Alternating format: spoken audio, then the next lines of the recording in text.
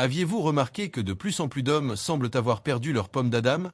Ce phénomène discret cache une chute silencieuse du taux de testostérone, souvent liée à un ingrédient alimentaire. Attention, certains mots liés à l'intimité masculine ont été adoucis pour respecter les règles YouTube. James, 54 ans, est un homme ordinaire, attentif à sa santé. Chaque matin, il commence par une séance de méditation, savoure une tisane et prend un petit déjeuner équilibré. Pourtant, au fil des mois, il remarque des changements inquiétants. Son ventre gonfle, sa barbe pousse moins vite, et sa poitrine semble s'arrondir. Cette perte de tonicité le perturbe profondément. Habitué à se sentir en forme, il décide finalement de consulter un médecin. James incarne ce monsieur tout-le-monde dont le corps réagit malgré un mode de vie sain, laissant planer le doute sur les véritables causes de ces transformations. Le verdict tombe, taux de testostérone très bas, estrogène anormalement élevé. Le médecin ne prescrit pas de traitement hormonal, mais conseille un régime strict, particulièrement riche en soja, réputé bénéfique pour l'équilibre hormonal. Curieux, James jette un coup d'œil dans son frigo et découvre une forte présence de produits à base de soja, lait, tofu, yaourt, steaks végétaux. Ce diagnostic inattendu soulève une question. Comment un aliment censé être sain peut-il perturber l'équilibre hormonal d'un homme pourtant soucieux de sa santé? Le soja est consommé depuis des millénaires en Asie, mais toujours en petite quantité et sous forme fermentée, ce qui limite ses effets sur le corps. En Occident, en revanche, le soja industriel explose. On le trouve dans les steaks végétaux, desserts, barres énergétiques et même dans certaines poudres protéinées.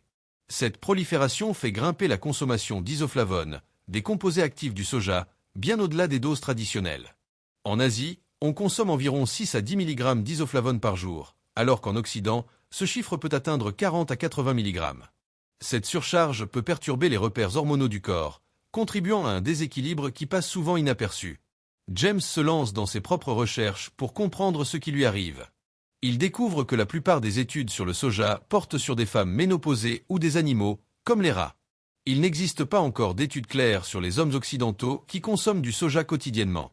En regardant de plus près les étiquettes, James s'aperçoit que presque tous les produits transformés végétariens contiennent du soja. Il réalise alors que ce n'est peut-être pas que le soja soit toxique, mais sa présence massive et quotidienne dans son alimentation qui pose problème. Cette omniprésence invisible commence à expliquer les troubles silencieux qu'il subit. Les isoflavones sont des phytoestrogènes, des molécules végétales capables d'imiter l'action des estrogènes, les hormones féminines, mais avec une puissance bien moindre. Chez les femmes ménopausées, ces composés apportent souvent des bienfaits, atténuant certains symptômes. Mais chez l'homme, une consommation excessive peut perturber l'équilibre hormonal naturel. Des cas extrêmes ont été observés. Un homme buvant 3 litres de lait de soja par jour a développé une poitrine visible, tandis que chez des filles jeunes surconsommatrices, une puberté précoce a été notée. Ces exemples restent rares, mais ils montrent que la quantité ingérée joue un rôle crucial, et que la sensibilité individuelle peut accentuer les effets. Heureusement, une méta-analyse de 2010 indique qu'une consommation modérée, soit 1 à 2 portions de soja par jour, est sans danger pour 99% des personnes. Ce n'est qu'au-delà de 60 mg d'isoflavones par jour que des effets potentiels peuvent apparaître. Ce qui complique les choses, c'est la forme sous laquelle le soja est consommé, fermenté ou non, et surtout la quantité totale ingérée sur la journée. À cela s'ajoute la sensibilité hormonale propre à chaque individu, qui peut faire basculer la balance. Autrement dit, il ne s'agit pas de diaboliser le soja, mais de bien comprendre comment et combien en consommer pour éviter tout déséquilibre. James réalise que le soja n'est qu'une pièce du puzzle. Son environnement quotidien regorge d'autres perturbateurs endocriniens. L'eau du robinet contient souvent des résidus de pilules contraceptives, les plastiques chauffés au micro-ondes libèrent du bisphénol A, et certains cosmétiques sont chargés de phtalates. Sans oublier la viande industrielle, souvent hormonée. Tous ces facteurs s'additionnent et créent un cocktail invisible qui dérègle les hormones, parfois sans que l'on s'en aperçoive. Le corps masculin, comme féminin, subit donc une attaque multiple, qui dépasse largement la simple consommation alimentaire. C'est un véritable défi pour notre équilibre hormonal. Pour retrouver un meilleur équilibre, James décide de varier ses laits végétaux.